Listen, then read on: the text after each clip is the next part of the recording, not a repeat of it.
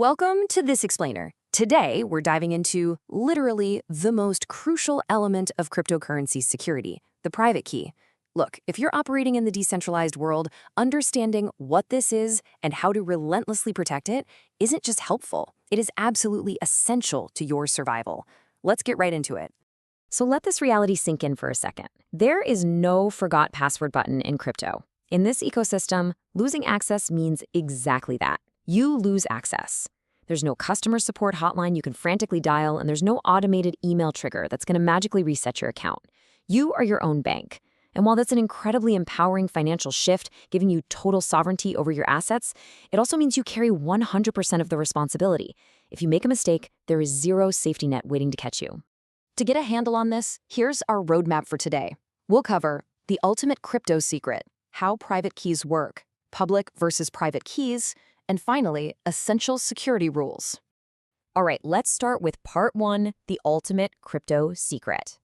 A super easy way to frame this is by comparing it to something you use every single day, your email. Your wallet address, that's basically your public email address. You hand it out freely to friends, exchanges, or smart contracts. But the private key is your underlying password. If someone gets it, they compromise the entire account.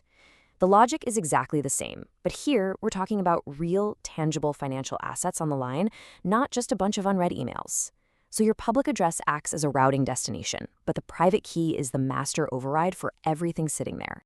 So technically speaking, what is it? A private key is a highly secure cryptographic code. Its one and only job is giving you, and only you, full, unmitigated control over a specific wallet. Whenever you do anything, transferring funds, minting an asset, interacting with a dApp, this secret code silently signs the transaction in the background. It's your definitive mathematical proof of ownership on the blockchain. It essentially tells the network, hey, the person initiating this transaction actually has the authority to move these assets. And that brings us to this core truth. If someone gains access to your private key, they can control your wallet completely. There is absolutely no middle ground here. If a bad actor gets their hands on this string of code, they don't just get partial access. They have absolute dominion over your assets. They can drain the whole shebang in seconds. This binary nature of ownership, where you either have total control or zero control, is exactly why your operational security is non-negotiable. Moving right along to Section 2, how private keys work. The actual mechanics behind this follow a beautifully secure chronological sequence. First, when you generate a wallet, the system mathematically creates your private key. In cryptography, the secret always comes first. From there, the wallet derives your matching public address. When you initiate a transfer, your private key acts like a digital pen, actively signing the transaction. But here is the most elegant part of the math. The blockchain network can perfectly verify that your signature is valid, without ever needing to see the private key itself. It confirms the truth of the key without revealing it. Pretty wild, right?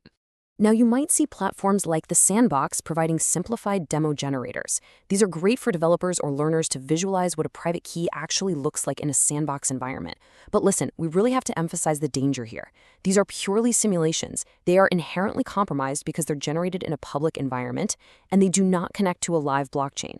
Believe it or not, people have actually had their funds completely drained by accidentally using a demo key for real transactions. So never, under any circumstances, use one of these for live assets. Okay, that brings us to Section 3, public versus private keys. It is absolutely crucial to draw a hard line between these two. Your private key is a secret that must be fiercely protected. You use it actively to sign transactions and control the wallet. Conversely, your public key is meant to be shared openly to receive funds and publicly identify your wallet on the network. Think of the public key as a lockbox and the private key as the one and only physical key that opens it. Mixing up these roles, like accidentally pasting your private key into a public forum, is for sure the fastest way to compromise your assets permanently. Finally, let's dive into Section 4, essential security rules. Guaranteeing your safety means building a literal fortress around your operations. First off, never store your private key in plain text online. No draft emails, no cloud notes, no random text documents on your desktop. Cloud hacks are relentless. Second, if you're holding significant value, get a physical hardware wallet to air-gap your keys, keeping them entirely offline. Also, when you get a recovery phrase, write it down with pen and paper. Never take a screenshot on your phone. Automatic cloud backups will expose that image to the web instantly. And finally, stay incredibly vigilant against phishing links that are literally designed just to trick you into typing out your secret credential. Now, you might be asking, why all these strict, uncompromising rules? Well, because unlike the traditional web where a centralized company can bail you out, in crypto, if your key is lost, your digital assets are permanently gone. They'll just sit on the blockchain, mathematically inaccessible to you, to me, to the developers, to everyone, forever. Security isn't just some optional add-on or a setting you can tweak later. It is the fundamental architecture of the entire system. As the source text from Zorvalis points out, private keys are the essential security elements that empower true asset control in decentralized systems. They act as a definitive credential allowing access to a wallet. By understanding how they work, the cryptography behind them, and the rigid rules required to protect them, you aren't just learning how to use software. You are actively mastering how decentralized blockchain security actually functions at its absolute core.